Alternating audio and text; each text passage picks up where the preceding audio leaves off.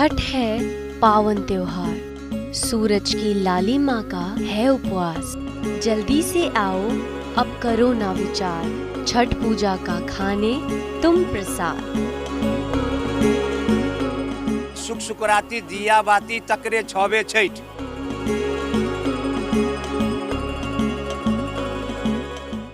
जैसा कि भारत कई धर्मों, जातियों, संस्कृति और रीति रिवाजों को अपने में समेटे हुए है, इसी तरह भारत में मनाए जाने वाले त्योहारों के रंग भी कुछ इसी तरह हैं।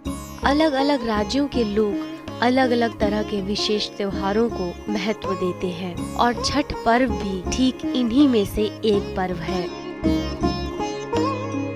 छठ पर्व कहने को तो बिहार वासियों के लिए सबसे खास पर्व है, लेकिन अपने रंग का जादू ये पर्व भारत के दूसरे हिस्सों में भी और समुदायों में भी फैला रहा है, जिसका असर हम साफ तौर पर देख सकते हैं।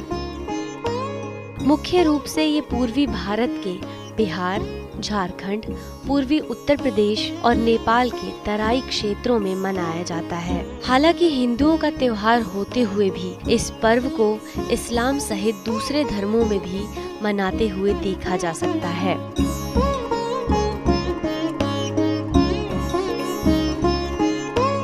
ये त्योहार पूरे भारत में प्रचलित है। छठ पर्व पूरी तरह से सूर्य भगवान की उपासना के लिए मनाया जाता है। महिलाएं और पुरुष दोनों ही इसके व्रती होते हैं। छठ पर्व साल में 2 बार मनाया जाता है, पहली बार चैत्र में और दूसरी बार कार्तिक में। चैत्र शुक्ल पक्ष षष्ठी पर मनाए जाने वाले पर्व को चैती छठ कहा जाता है और कार्तिक शुक्ल पक्ष षष्ठी पर मनाए जाने वाले पर्व को कार्तिक छठ कहा जाता है। बहुत ही महापर्व होता है, 4 दिनों का पर्व होता है।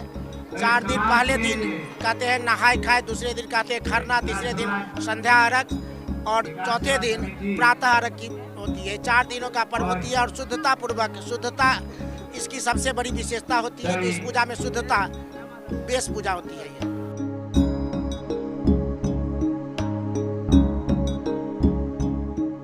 इस पर्व की उपासना करने वाले लोगों को मनवांछित फल मिलता है और पारिवारिक सुख समृद्धि भी बढ़ती है।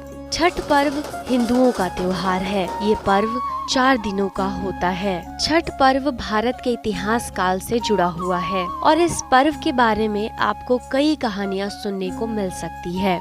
एक कथा के अनुसार जब महाभारत काल के योद्धा पांडव अपना सारा राजपाट कौरवों के साथ जुए में हार गए थे, तो पांडवों की पत्नी द्रौपदी ने छठी मैया का व्रत रखा था, जिसके बाद उनकी मनोकामना पूरी हुई और पांडवों को उनका राजपाट वापस मिल गया।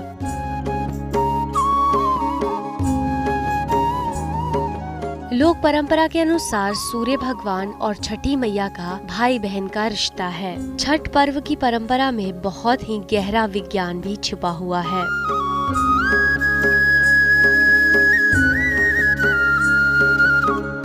खगोलीय वैज्ञानिकों की माने तो षष्ठी तिथि यानी कि छठ का दिन एक विशेष दिन होता है। इन दिनों सूर्य की पराबैंगनी किरणें यानी कि अल्ट्रावायलेट रेज हमारी पृथ्वी की सतह पर सामान्य से अधिक मात्रा में एकत्र हो जाती हैं और हमारी रक्षा करने का साहस इसी पर्व से आता है।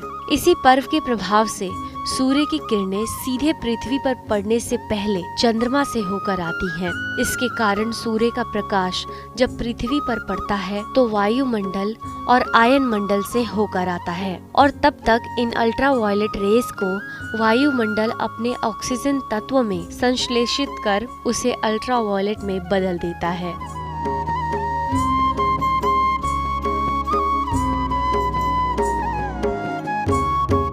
सामान्य अवस्था में पृथ्वी की सतह पर पहुंचने वाली अल्ट्रावायलेट रेज की मात्रा को मनुष्य और दूसरे जीव आसानी से सह सकते हैं और इस धूप से कई हानिकारक कीटाणु भी मर जाते हैं, जिससे मनुष्य का स्वास्थ्य और भी बेहतर हो जाता है।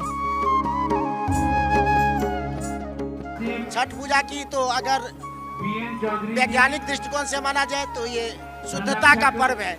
इस समय जितने भी चीज इसमें यूज किया जाता है पूजा में, वो जल को शुद्ध करता है, वायु को शुद्ध करता है। अगर हम साइंटिफिक नॉलेज से देखें तो, अगर हम धार्मिक रीति से देखें तो सूरज जो है, जितने भी यहाँ पर स्रोत है एनर्जी का, सबके जो है स्रोत है सन। कहा गया है जो sun is the ultimate source of energy. और हम लोग सूर्य की ही आराधना करते हैं, सूर्य को पूजा करते हैं, जो वो शक्ति ब्रह्मांड पर बना करके रखे और ब्रह्मांड इसी तरह से चलता रहे। वहीं ज्योतिषीय गणना के अनुसार ये घटना कार्तिक और चैत्र मास की अमावस्या के 6 दिन बाद घटती है, जिसके कारण इसका नाम छठ पर्व रखा गया है। ये जो दिवाली के छठे दिन मनाए जाते हैं, इसमें सूप, नारियल, अगरबत्ती, धुमाद, जो भी सामान फल होता है, सारे फल होते हैं, वो सारे हम लोग लगाते हैं।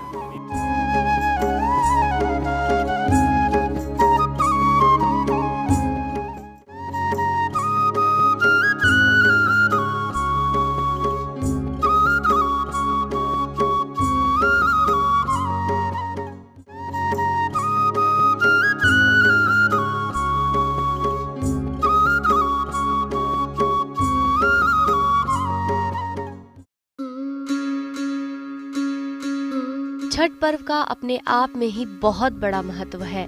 कार्तिक मास की अमावस्या यानी दिवाली मनाने के 6 दिन बाद यानी कि शुक्ल चतुर्थी से शुरू होता है और अगले 4 दिन सप्तमी तक मनाया जाता है। इस पर्व में सूर्य भगवान की उपासना कर उनकी कृपा प्राप्त की जाती है। ऐसा विश्वास है कि इस दिन सूर्य देव की उपासना करने से व्रती को सुख, सौभाग्य और समृद्धि की प्राप्ति होती है और उसकी सभी मनोकामनाएं पूरी होती है। श्रीमद् भागवत और अन्य पुराणों जैसे प्राचीन ग्रंथों में भी इस पर्व का जिक्र किया गया है। किसी नदी, तालाब या फिर घाट के किनारे पानी में खड़े होकर सूर्य को अर्घ देकर ये पर्व मनाया जाता है। कहा जाता है कि इस पर्व को निष्ठा के साथ मनाने वालों को योग्य संतान की प्राप्ति होती है। छठ पूजा में उपासक पानी में कमर तक खड़े होकर दीप जलाकर डूबते हुए सूरज को अर्घ देते हैं और छठी मैया के गीत गाते हैं। छठ पूजा तो बहुत प्राचीन समय से मनाया जा रहा है। षष्ठी माता है जो जिस दिन हम लोगों के शास्त्र में मानना है जो सूर्य का प्रादुर्भाव हुआ था, और षष्ठी के दिन ही, इसीलिए हम लोग ये षष्ठी के दिन ही मनाते हैं और षष्ठी माता की पूजा करते हैं। और साथ ही डूबते हुए सूरज और उगते हुए सूरज का अर्घ, ये प्राचीन परंपरा है, कई हजारों लाखों वर्षों से चलती आ रही है।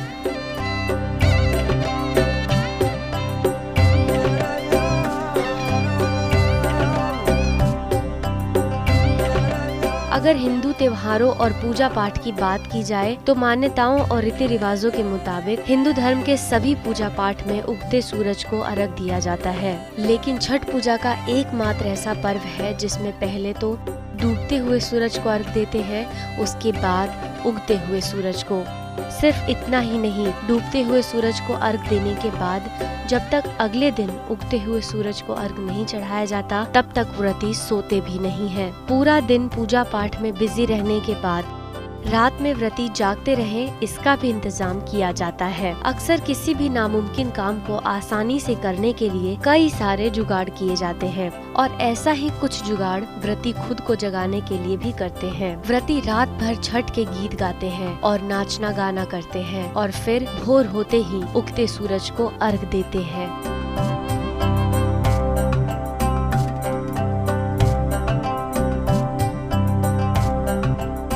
व्रत का पहला दिन कार्तिक शुक्ल चतुर्थी को नहाय खाए के रूप में मनाया जाता है।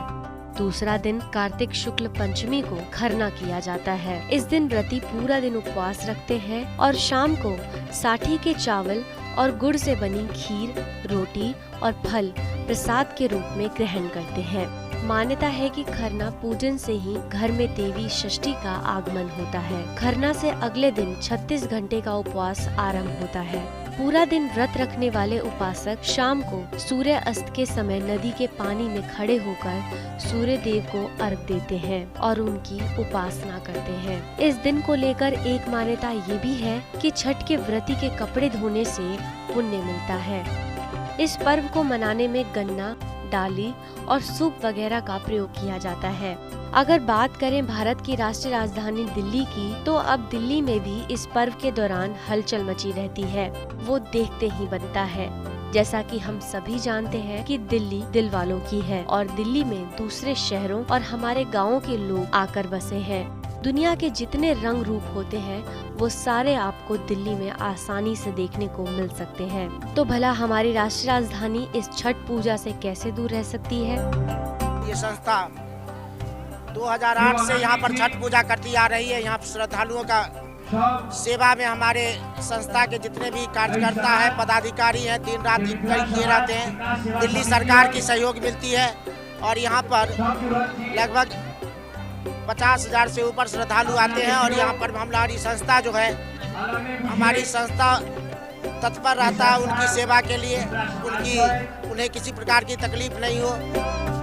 लगभग पूरी दिल्ली में छठ पूजा मनाई जाती है और यहाँ के बाजारों में छठ के लिए सभी जरूरी पूजा सामग्री, व्रतियों के प्रसाद की चीजें और सारा सामान दुकानों में आसानी से मिल जाता है। और दिल्ली के कुछ खास इलाके हैं जैसे उत्तम नगर, विकासपुरी, रानी बाग, वजीरपुर, आजादपुर मंडी, गीता कॉलोनी, न्यू अशोक नगर इत्यादि के बाजारों में तो इन पूजा सामग्रियों की बिक्री देखते ही बनती है। यहाँ के बाजार इसी पर्व के रंग में रंगे हुए नजर आते हैं। इन पूजा सामग्री में बांस की बनी सूप, दौरा, ईंख, मिट्टी के बर्तन, दिए आदि शामिल होते हैं। छठ पूजा में गुड़ और आटे से बना ठेकुआ, कई तरह के फल जैसे सेब, नारंगी, नारियल और अदरक चढ़ाई जाती है। इतनी आसानी से इस पर्व के लिए मिलने वाली पूजा सामग्रियों को देखते हुए ये तो साफ जाहिर होता है कि छठ पर्व के दिनों में राजधानी के बाजारों में काफी चहल पहल दिखती है।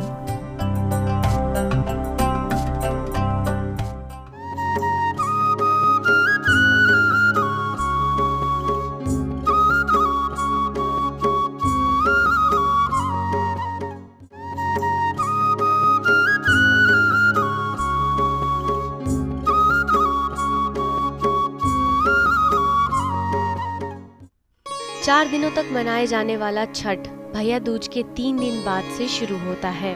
पहला दिन नहा खाए के रूप में मनाया जाता है। इस दिन सेंधा नमक, घी से बना हुआ अरवा चावल और लौकी की सब्जी प्रसाद के रूप में खाई जाती है। दूसरा दिन लोहंडा और खरना के रूप में मनाया जाता है और इसी दिन से व्रतियों का उपवास शुरू होता है। व्रती रात के समय में गुड़ के खीर को प्रसाद के रूप में खाते हैं। तीसरे दिन निखंड को संध्या अर्घ के नाम से जाना जाता है और नाम की ही तरह इस दिन डूबते हुए सूरज की आराधना की जाती है। इस अर्घ में छठ प्रसाद भी शामिल होता है, जिसे चढ़ावे के लिए लाए गए सांचे में सजाया जाता है और फिर पूजा की सारी तैयारी कर बांस की टोकरी में अर्घ का सूप सजाया जाता है। फिर व्रती के साथ परिवार और पड़ोस के सारे लोग ढलते सूरज को घाट या फिर किसी नदी, तालाब के किनारे अर्घ देते हैं और इसी दिन शाम को मिट्टी का हाथी, जिसे कोशिया भी कहा जाता है, उसकी पूजा करने के लिए चौक सजाया जाता है। फिर वहाँ पर कोशिया रख कर उसके किनारे मिट्टी के दिए जलाए जाते हैं और गन्ने का मंडप बनाया जाता है।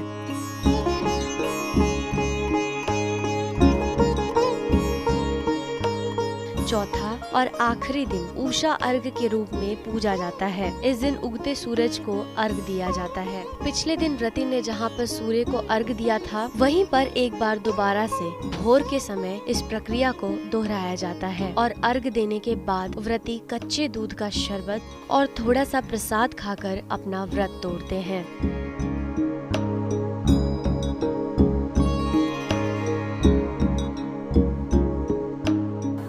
छठ पर्व मनाने के लिए इकट्ठा हुए हैं, क्योंकि छठ पर्व खासकर बेटों के लिए माना जाता है, जिसकी जो मन्नत होती है, जिनको कई सालों से बच्चे ना हो या फिर बहुत मुश्किल से या कोई बीमार पड़ जाए, तो उन सब चीज़ों के लिए यहाँ पे हम छठ की मन्नत मानते हैं और जिसकी मन्नत पूरी हो जाती है वो शाम को और सुबह आके भगवान सूर्य को अर्घ्य देते हैं।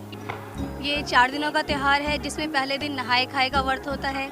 दूसरे दिन घर पे खरना, जिसमें कि गुड़ की खीर बनाई जाती है, वो भी मिट्टी के चूल्हे को बनाकर। उसके अगले दिन सांझ का अर्घ होता है, जो घाट पे आके करते हैं। घाट पे पूरे हम लोग ठेकुआ बनाया जाता है उसी दिन आके, और सब कुछ तैयारी करके गन्ने का पेड़ बनाया जाता है और अगले दिन जो आखिरी दिन उगते हुए सूरज को अर्घ दिया जाता है। इस पूजा में पवित्रता का पूरा ध्यान रखा जाता है। लहसुन, प्याज जैसी सब्जियों और मसालों के उपयोग से बचा जाता है। जिन घरों में ये पूजा होती है वहाँ पर पूरे दिन भक्ति गीत गाए जाते हैं और भारत तो समय समय के हिसाब से खुद में बदलाव लाता रहता है, तो इसके इस बदलाव का असर त्योहारों पर पड़े ये तो लाजमी है। और आजकल कुछ नई रीतियों के तहत पंडाल की स्थापना भी होने लगी है।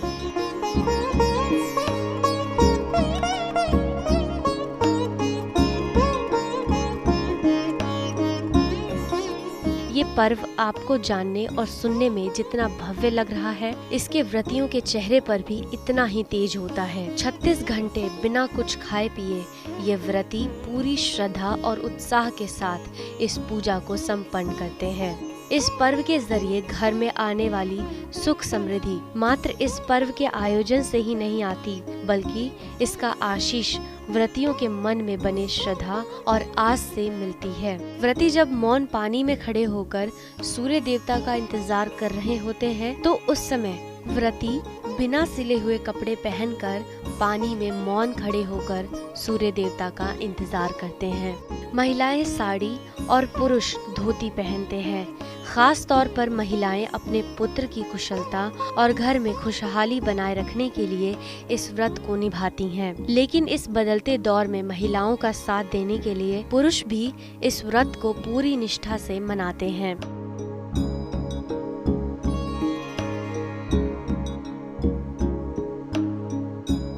टेक्निकल युग आ गया है, जिस तरह से टेक्निक डेवलप कर रहे हैं उस तरह से पूजा में भी, पूजा की टेक्निक में भी चेंजिंग होती आ रही है।